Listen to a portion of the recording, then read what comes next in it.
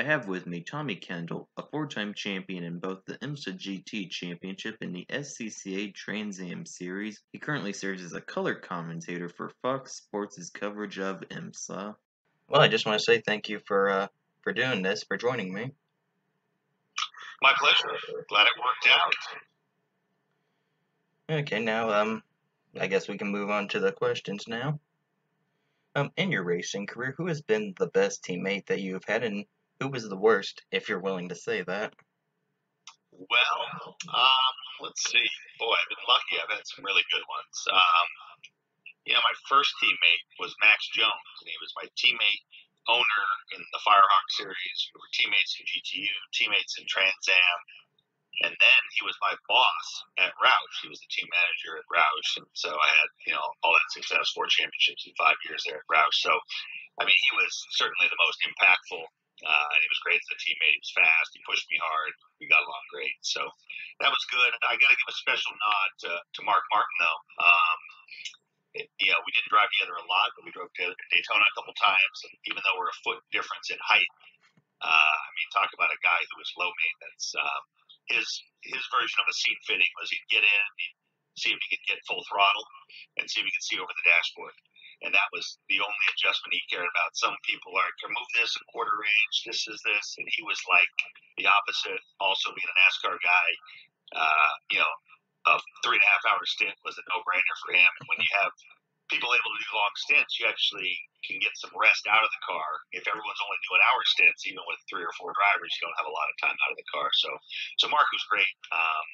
And then a special nod, obviously, Paul Newman was the most remarkable teammate, to be paired with, literally one of the biggest movie stars of all time. And gave me a new appreciation for what he had to go through. In addition to all the challenges of racing at Daytona, every time he got in the car, there was guys in front of him with flash bulbs and, flashes going off in his eyes. And it's hard enough to get your head straight, deal with the changing light, being woken up in the middle of the night, all that kind of stuff. And he did it with amazing grace. Now, worst teammates. Teammates, it's a tough relationship because it's the only person you really have to beat in your career because you have the same equipment. You need to beat everyone to kind of last very long in the sport, but you got to beat your teammate, or your second best in the team is not a good place to be. So, it's pretty tense. I guess Wayne Taylor, because of a victory that he robbed me of in the GTP car, I had just lapped him and was about to lap second place. One of my very first GTP races, and Wayne got into the back of me, spun me out, and car wouldn't restart. And so then I had my big accident a couple races later and never got a chance to win a GTP race. So it wasn't so much that he was a horrible teammate, it's just has to do with the fact that one of my biggest sort of regrets, biggest disappointments is tied to Wayne. And I said on Dinner with Racers that if it wasn't for his 2 kids being so great, I would probably still hate Wayne Taylor, but we actually get reasonably now. It's good to hear. Yeah, you mentioned Mark Martin being one of your best teammates. That's somebody who, from what I've read, from what I've heard, everybody basically says he's a real stand-up guy. Has there ever been a racing series that you wished you competed in but did not? Well, I guess the obvious one is I dreamt of being a world champion Formula One driver, so that would definitely qualify. But once the realities of racing kind of set in, I would say kart back then, IndyCar today, I was close, tested, had a good relationship with Chevrolet, and I was on the verge of probably, I think, getting a ride there when I had my accident. So that ended that, and so that was a bit of I wouldn't say a regret, but something I wish I had raced. And then in the sports car realm of the DTM series, I always considered kind of the pinnacle of GT sports car racing at that time. And so the DTM series was one I hoped to get to, but never got any traction over there. Okay, you said you tested in kart. Who was the team you tested with? It was Gallus Craco, which was Alan Sir Jr. and Bobby Rahal were driving for him at the time. Rahal, I don't know if he'd won his title yet. I think he just won the title. And so Barry Green was the team manager before he went on to ownership fame with players and team pool green. So it was pretty awesome. I didn't fit very well at all. The 90 Lolo was just tiny, and so the test was affected dramatically by that. There was no seat in the car. Crevices where the seat belt bolted into the tub basically wore a hole in the back of my shoulder. It was bleeding, but I wasn't about to give up. And my shoulders were pinned under the rim at the top of the cockpit, so I couldn't. When I had to turn further than this, I had to let go with that hand and do the underhand, and then pick it back up and do the same thing at this tight right left. And then my feet were also going to sleep, or my shins, because I had to hold my toes back and have my heels on the pedal. So it was far from ideal, but it was a great thrill. And in spite of all that, even though I could only run 4 or 5 laps at a time before the shins started fading, that I ran pretty well. So encouraged enough that I think the next cars were quite a bit larger. So I think I could have done well, but never got the shot. And say love you. Okay, also, what track was it that you tested at? It was at Big Springs, Texas. I think it was an old airfield. And Gallus Craco was kind of their secret spot. Al Jr. won Long Beach like 8 times. I don't know how many were with Gallus Craco. And Barry Green thought this was the best prep for a street course. It had crown roads and really slick. And so they went there to test for street courses. All right. Yeah, I did not know you ever drove an Indy car, even if it was just, at a test session. Yeah, one of those things, it's not really documented anywhere, at least on the internet. If it's not on the internet, it didn't happen, right? I guess it's for some of your age at least. Well, I guess it'll be on the internet soon then. What do you think the biggest mistake in your career was, if you have any? Well, let's see. None that really stand out, except for, I would say, one that cost me an IROC win. The IROC series, when I was doing it, I got invited 5 or 6 times, I think, based on the Trans Am championships and stuff. So, and it was always, the deck was stacked against the road race guys. It was NASCAR chassis, older NASCAR chassis, all ovals at that time, no road courses. And so, I viewed it as a special challenge if I could actually pull a win off of one of those races. I came close a bunch of times, but the closest was, I think it was 96 or 97. The years were run together in Michigan. And I used to get there as early as I could, run as much practice as I could to try to, get any edge I could, which wasn't enough because the couple guys knew everything so well. But at Michigan, there was a trait, the cars were less powerful. They were rear steer instead of front steer. So little differences. And there was this kind of arc line you had to take that I had wired. I was really fast, and I could also pass. And so that's the setup. In the race, I had agreed with Mark Martin to try to help him get up to the front because he had a shot at the championship. It was the last race of the year, and I didn't have a shot. But it became apparent early on that he didn't have the speed to go forward. So I started moving forward, and I passed Earnhardt and Rusty, Ricky Rudd. And then when I finally got to Al Jr., I went around him on the outside. It was kind of this arc move, and he immediately adopted. All the other people I passed didn't incorporate it and latch onto my tail. The instant I did it in front of Al Jr., he adopted it, and then now he's coming back and trying to get by me. And I thought I lost him in my blind spot with 2 laps to go, and I thought he was right next to me. I went a little too deep into turn 3, pushed up about a half a lane, had to crack the throttle, and he got past me. And I was coming back by him after the checkers, but I came up about 18 inches short. So, it's just a game of inches, and I made a mistake. He was not far enough alongside. I didn't need to charge the corner like that, and it cost me an IROC win. So, usually you have no shot at it. If you win one and he races that, I never won one. So, that is one that got away, and it's clearly it was a mistake on my part. Well, you may have never won an IROC race, but you certainly made up for it in other series. Yeah, no, I don't have any big complaints, but IROC is IROC. Yeah. In 1991 at Sonoma, you served as an injury replacement for Kyle Petty in the NASCAR Cup Series race and nearly won the race, only to have a cut tire. Where does this rank in terms of disappointment in your career? Boy, at the time, it was a disappointment, but I was young I was like, listen, if I can run like that every single weekend, and so I figured I'd win a bunch of cup races.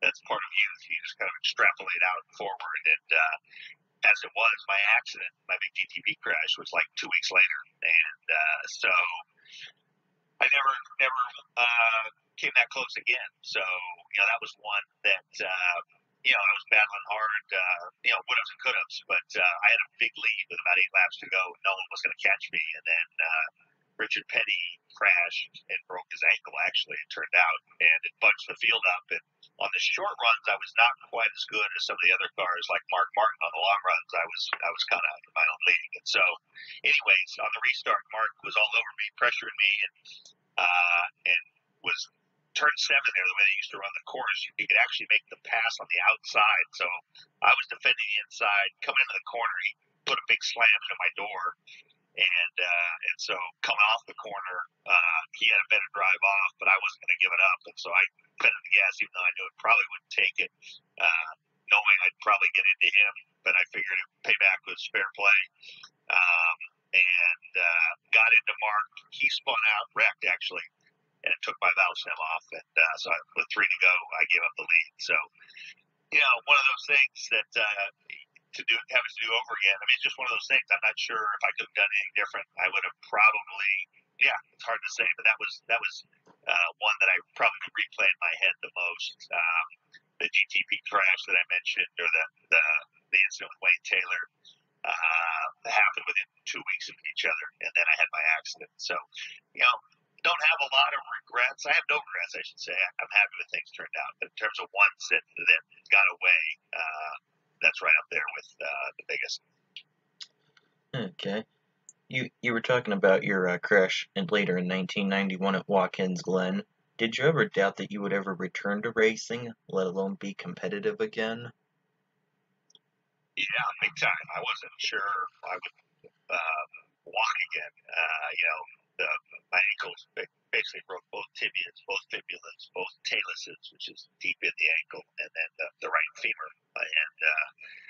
And then, to be honest, the doctors hadn't really seen many injuries like that, even with the IndyCar guys. There was a guy, Jim Crawford, who had a similar injury. Most of the guys that broke their feet broke their heels and foot bones or shin bones, but the talus, which is at the heart of the ankle, thankfully is hard to break, but I kind of powdered both of mine. And so, there's real question as to whether there would be blood supply that would come back. And so some real doubts about everything. But as time went along, and so I didn't think about it at first. I was worried more about what life was going to be like. And then, but as things got going and I started recovering, I started thinking about the racing more and more. And so still doubts, but it was a blessing. I had actually switched to left foot braking the year before, actually in the cup races, because of the way the brake pedal traveled so far over the course of the race. And that was a blessing, because coming back, I still to this day cannot heel toe very well. And so as long as the car has a gearbox that can be shifted without the clutch, left foot braking is not an issue. So if I had to learn that for the first time while recovering, it would have been a big hurdle, mentally to overcome. But things worked out, even though it's weird. The only thing I can do as well as I did before physically is drive. And once I get the pedal set, I do some things. But it was just kind of one of those weird little blessings. And so pretty early on, I knew that I would be able to get back to the same level. And then I was still young enough that I was still getting better at that point in my career. And so I definitely drove at a higher level after my accident than I did before. Yeah, you were saying, like, I mean, you look at back then, that era, the late 80s, early 90s, especially over in IndyCar racing, it's amazing how many crashes there were, that were because the drivers sat so close to the front, like, of the car, they'd crash and they'd have severe foot injuries. I mean, like you said you were talking about Jim Crawford. I think that was about 1987. I pulled a 1987. I mean, AJ Foyt, he had his crash at Road America in 1990. Nelson Piquet, when he was at Indianapolis in 1992. I mean, just to name a few examples. Brandon Jeff Andretti with Mario at Long Beach a couple weeks ago, but I hadn't seen Jeff in a little while, and he has a similar thing. He says, "Yeah, you got that IndyCar shuffle." I said the irony is I never even got to race an Indy car and have an Indy car shuffle. So we joked about it a little bit. Weird, slightly morbid sense. The rash of foot injuries was actually progress. I learned this through the production side of Ford. Basically, they started seeing all these big foot injuries in road cars, and they couldn't figure it out. And it turns out with the advent of airbags, people were surviving accidents that they used to not survive. And I think the exact same thing was happening in Indy cars, in my case, in the prototype, as they got to carbon tubs, what used to be fatal accidents, then just became catastrophic foot injuries. And so it was progress. And then they advanced even beyond that to where they were able to make the foot box strong enough that, you don't see foot injuries really like this hardly ever. It's just one of those eras. Again, I feel pretty fortunate. I was driving an aluminum monocoque car up until 3 weeks before, probably 3 races before that crash. So if I hadn't been in a carbon car, I think I wouldn't have survived. So again, no complaints. Yeah. Now then, going from one of your lowest moments in racing to one of your highest. In 1997, you had one of the most dominant seasons in any racing series when you won 11 races in a row out of 13 races. What did you think as that was happening, and besides yourself, who would you attribute the success to? Well, I was fortunate because that was the last full year of my career. I stopped kind of on a high note after that. I've done some driving since, but that was kind of the end of my serious career, really. And so I'd been racing long enough. That was, I guess, my 10th championship. And I knew enough to know that was super special, even by special year standards. So as it was unfolding, I had the awareness to enjoy it while it was happening and with the team. And so, in terms of the difference, it's weird. That was the only season that I was with Roush where we didn't build a new car for the new year. So it was the exact same chassis I had the year before. And it just shows you how little things being different can have a big effect. They made a little tweak to the inversion to the qualifying procedure that I think probably was part of it. And we were just a little bit better. Everybody, has their theories on why we were so dominant. Most of them revolve around cheating of some sort from my competitors. But the reality is I tell people, I said we were probably 1% better in like 6 or 7 areas, and we were probably 2 or 3% better in another area, which was braking, that we had worked so hard at. And it added up to a pretty decent performance edge. I was driving the best, the highest level I ever drove, which was obviously decent. My crew chief, Dan Biggs, was my crew chief my whole career. He's gone on to even more success with the Corvette team. Our engineer, who started out as an intern, and that was his 4th or 5th year with us, has gone on to great success heading up the entire Pratt Miller engineering department. Doug Louth oversees like 70 engineers now. So just incredible moment in time with some really talented people. And been in the same group for 5 years. So, a bunch of things went into it, and it was magical. We had some really good fortune during that run. A couple of the races probably really shouldn't have turned out the way they did, and they did. Okay. Now, continuing with sports car racing, you currently work as an announcer for Fox Sports' coverage of IMSA races. Now then, what do you think of the future of this series, especially after what was effectively a split between Grand Am and the American Le Mans series? Well, now that they've stitched it back up and are back together again, I think that's definitely helpful. They were both competing for the same dollars, same teams, same manufacturers before. And so, it's funny. I get a lot of people criticizing the France family because we don't have as much coverage as NASCAR does. But I tell people, I say, I understand your sort of anger or resentment, but it's misplaced because without Jim France, literally, I don't know if you'd have sports car racing in America. I don't want to speak for him, but I think he likes sports car racing and bike racing arguably more than he likes stock car racing. Those are his personal passion projects, it seems. And so everyone wants it to be bigger and more popular, at least those of us that love the sport. It's healthy right now. They've got as much manufacturer support as I can remember. Sure. It's a delicate balance. Everyone has seen the booms and the busts. that seem to be kind of part of IndyCar racing, sports car racing. So I hope, I've been a fan of pushing for more powerful cars and, kind of having today's analog to the 80s GTP or Super GT cars, which I don't think today's are exactly correlate their sexy as all get out, but road cars are more powerful than the race cars now. And so I'd like to see that reversed in a big way like it was back in the 80s. Not an easy thing to affect, but they should at least be talking about that. But, there's more sports car drivers making a living now than there ever were by a long ways. It's pretty healthy, both from the gentleman racers supported teams and the factory. So it's fun to call, and it could always be better for those of us that love it. But pretty good shape, I think. Okay. Yeah, certainly IMSA has a lot of parallels to currently IndyCar, who, as it's well known, had their own split. I mean, I certainly think in each case, each series that is certainly on the right track. I mean, in terms of new team participation and also manufacturer participation. In a sense, I mean, it's widely speculated over in IndyCar that within the next couple of years you might have a third manufacturer joining the series, and I mean certainly like you said in IMSA, it's continuing to do well with new manufacturers, teams, and also a healthy level of drivers. The real measure of the strength comes during the downturns, so we're at the end of, or I don't know at the end of, we're in the middle of one of the longest economic expansions in history. And so where the tale is told is, how you weather, the tough spots in the economy. So, hope maybe we'll stay in Goldilocks territory forever economically.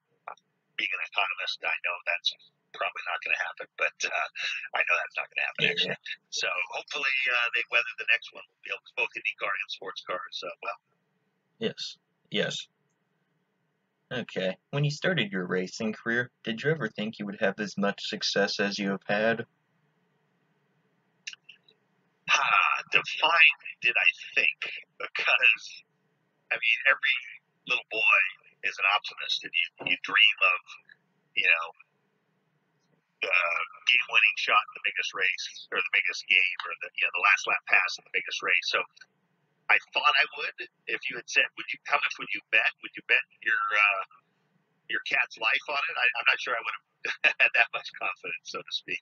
It's I've had, when I look back on it, not just the racing successes, but just the experiences I've had where, I get asked to tell stories at various events and functions, and I say, what do you want? Do you want Paul Tracy stories, Dale Earnhardt Sr. stories, Paul Newman stories, Danica Patrick stories, Trans Am stories, Boris Said, Paul Tracy, et cetera, et cetera. Why I've had this crazy, remarkable life is far beyond what I ever could have imagined. The racing stuff, it's funny.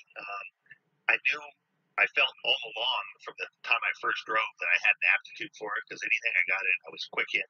And then I also was raised with a dad that, was really, he's a pro athlete and did a lot with a little in terms of natural inclination. He's just the hardest working, most disciplined guy you can imagine. So I was taught to try to extract everything you could from all the opportunities. So those two things together, led to the career and some good fortune, just timing, right place, getting hooked up with people like Dan Binks. But so on one hand, I knew I was cut out for it. I knew I had a lot of talent and ability, and at each step along the way, I was competitive or fast or winning. So on some ways it wasn't a surprise, but I could have never imagined, having, and my career wasn't very long. It was only 12 years before I hung it up after the 97 season. But to win all those championships, the big races, the win streak, IROC, Southern and Cup races, was pretty heady stuff. And what was happening, you're not even that aware of until that last year that I talked about with the win streak. You just get your head down and you're digging as hard as you can. You don't really have it in any kind of perspective. That comes later after you've stopped. You certainly have had quite a career. Now then, just want to once again, I want to say thank you for joining me and taking time out of your day to do this. I certainly appreciate it. You bet. I'm here in my man cave, my shop. I've got there's a helmet there. That's my '93 IMSA helmet. That's was supposed to be sent to Jimmy Johnson 2 years ago, and I think he thinks I'm BSing it. That's coming. He's a little bit pissed. The '90 Beretta. That's a magazine cover my wife was on back in the, I think, '80s. I was hoping my cat would visit. She's over there perched on the ticket car. I did see it earlier. Did you say it was she or he? Yeah, that's she. I've got two sisters that live here, and so I've always wanted to do one of those like Dr. Evil with Mr. Bigglesworth kind of interviews, but she wouldn't cooperate. Yeah, I did see her wandering in the background earlier. Yeah, so my pleasure. Thanks for having me. Yeah, you're welcome.